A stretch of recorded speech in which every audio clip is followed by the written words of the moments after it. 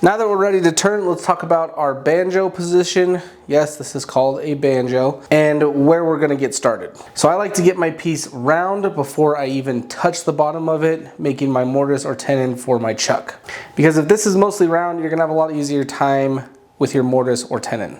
So the first thing you're gonna wanna do is make sure that your rail here is just below the halfway mark of your bowl. It doesn't have to be perfectly there, but just around there. And actually, more importantly, you want this to be set so that when you have your turning tool is cutting just below the halfway mark.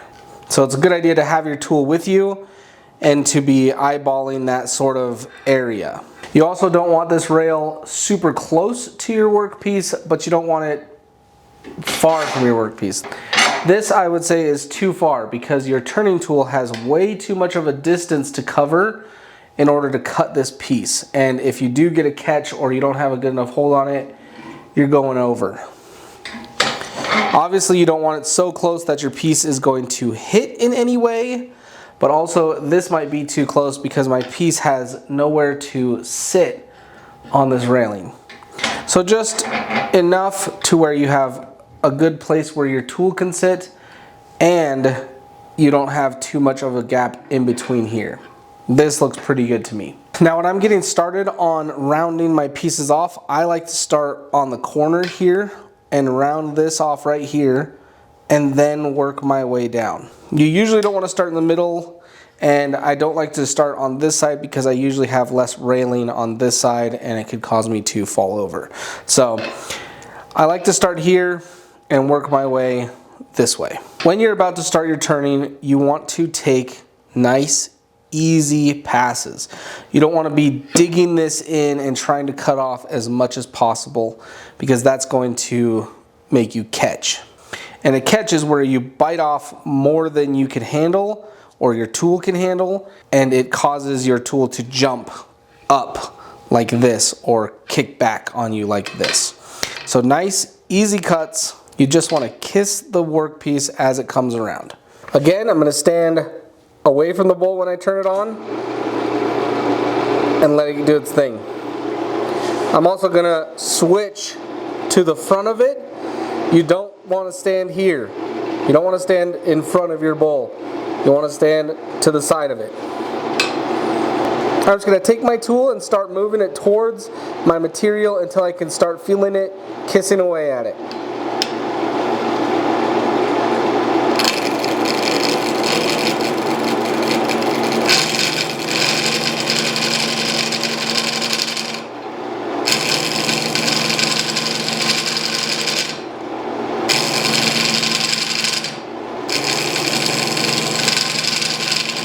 I'm putting very little to no pressure on my tool either.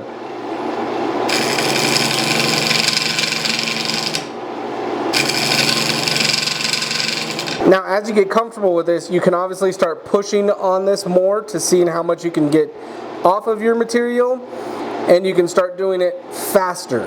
As you get comfortable with it as well, you can turn your speeds up, and that's going to make everything obviously turn much faster.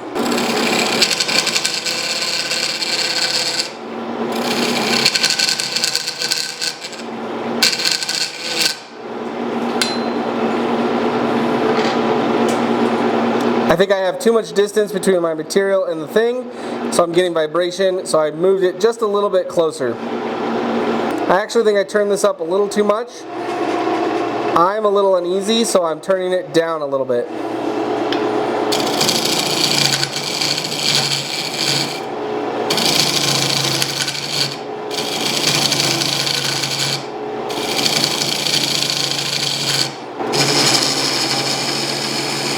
As I'm pushing through this, I'm really not trying to force the tool through the wood. I'm just applying pressure and pushing it along.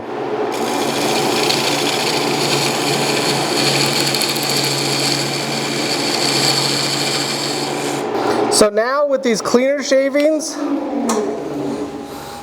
I can tell that this thing is basically round.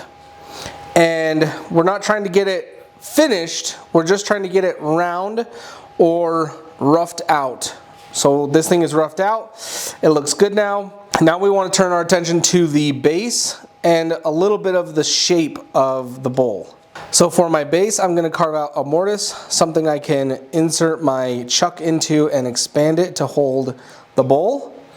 And then for the shape, you can leave it this shape, sort of like a drum if you want, but I want to add just a little bit of curvature here to the bottom.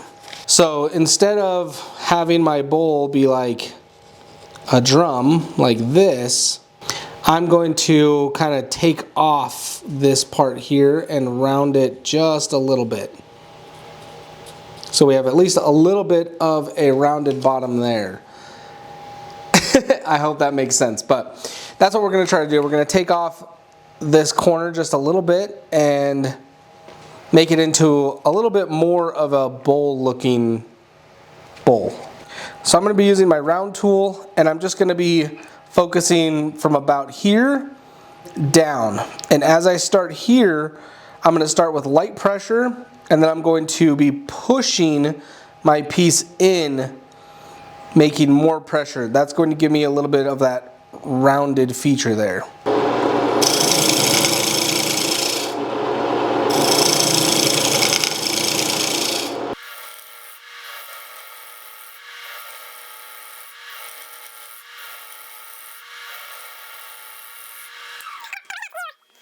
And this whole shape is up to you. This is one of the things I love about turning, is this is sort of the artistry of it. You can make this a super sharp round over or a super subtle round over. You can make it a really long round over or a really short one. Really, it's up to you.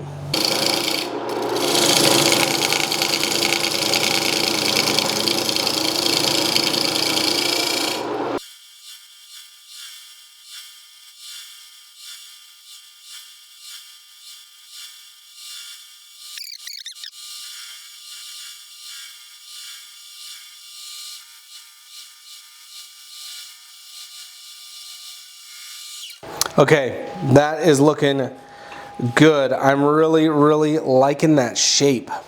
Now that I have a shape that I like, I can start focusing on the mortise and the bottom of the bowl. So before you get started on your mortise, you want to think about what size you want it to be.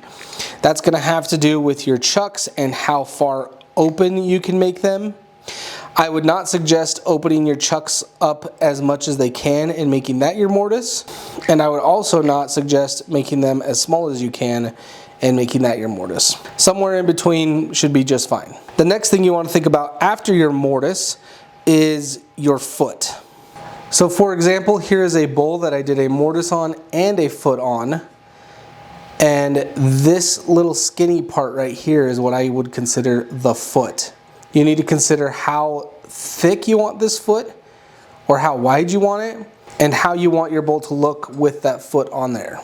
Here's another example I did. I did sort of a decorative foot on this. So this is the foot, but then it drops down, and then it drops down for my mortise there.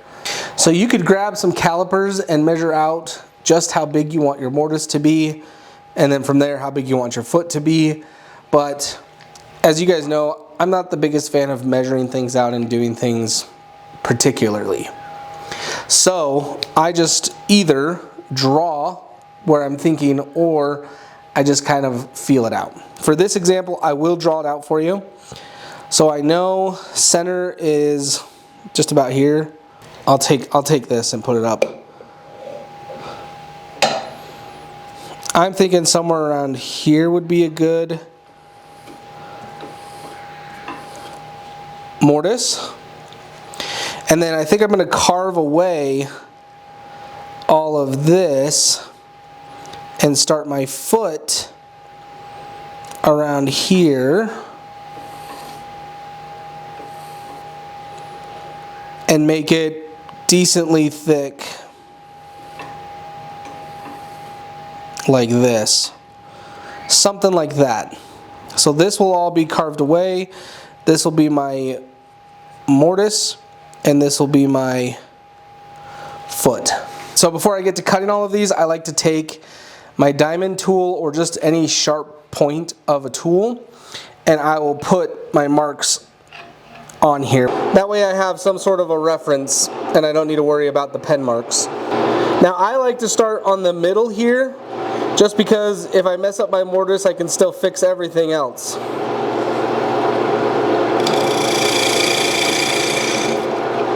So you can see just by that I'm a little bit low here. That's why I have that nub. So I'm just going to readjust my tool rest up a little bit and see if that gets me centered. Beautiful. I'm switching to my square tool. This is really going to help you carve everything out of here nice and easy. Just by using the tip, getting that in the center, and then rotating it in.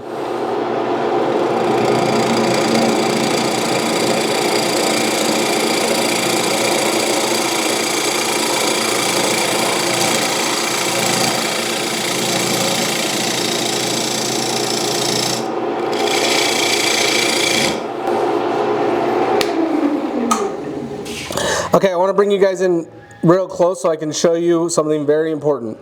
So this chuck is a dovetail chuck.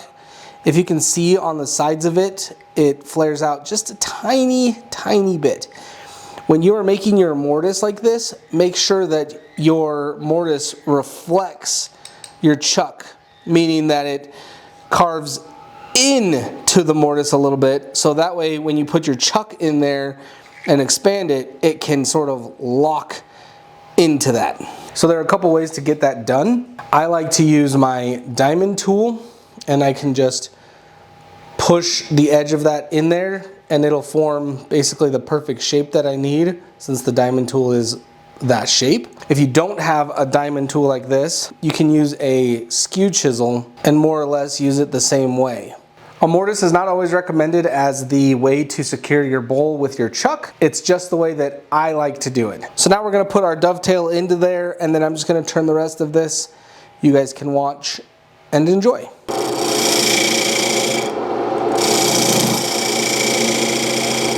I just like to triple check everything. You can check and see if that's going to kind of lock in there. And I think that's looking really good. I'm actually going to make this just a little bit deeper. You just want to be mindful that you're also going to be carving out the inside of this. So you don't want this to be so deep that you're going to bust through on the other side.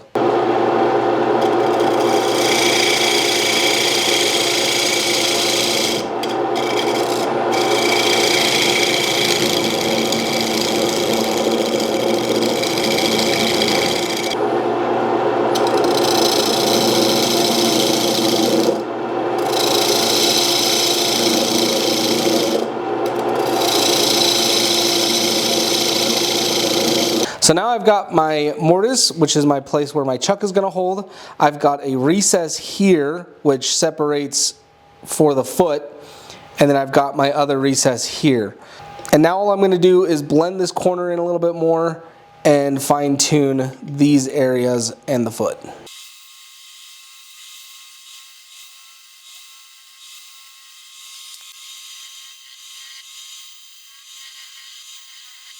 Okay. I am getting happy with this shape and the design. Now we want to take our time and make this look pretty, because we're not going to have access to this after we get our chuck on here. So we're going to run our skew chisel across it a few times, make sure everything's nice and clean, and then we can sand it and have it ready for finish.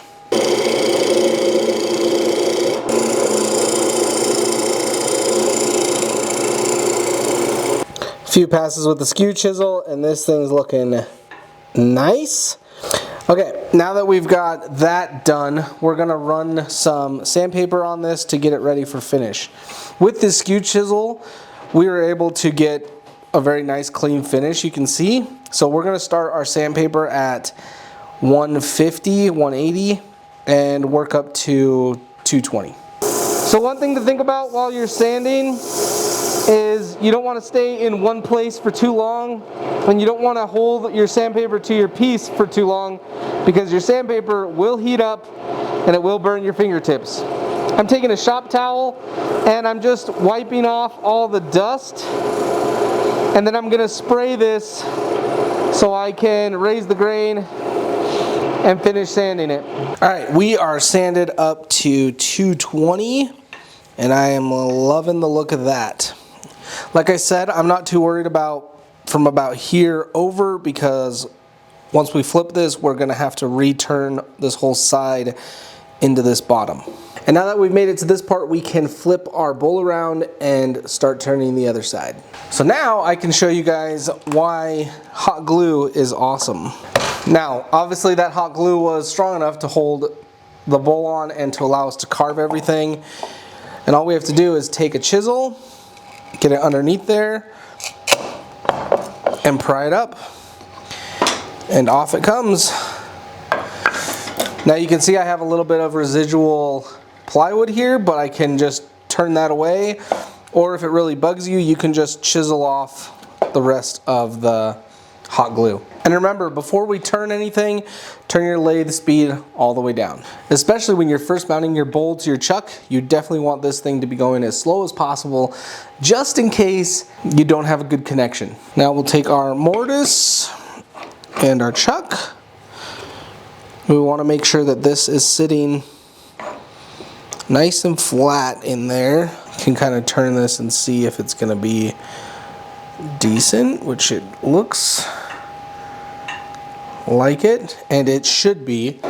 We don't want much wobble in here. So I can see I've got far wobble out here, which is to be expected, but as we get closer to the chuck and where we've actually worked, our wobble dies down a lot. I do have some wobble here, but I'm not terribly concerned about it. If you are concerned about your wobble, loosen your chuck and make micro adjustments. I don't want to turn any further than the foot I have here. And as long as I know that this foot was flat, I should be fine. Unfortunately, my friends, this is where we're going to call this video. In the next video, we are going to be going over turning the inside of your bowl and turning the outside of your bowl, plus sanding and finishing your bowl. I hope that this video provided some information for you on turning your first segmented bowl. Again, if you guys have any questions, please leave them down in the comments. Be good, be safe, be happy, and I'll see you guys in the next video. Peace.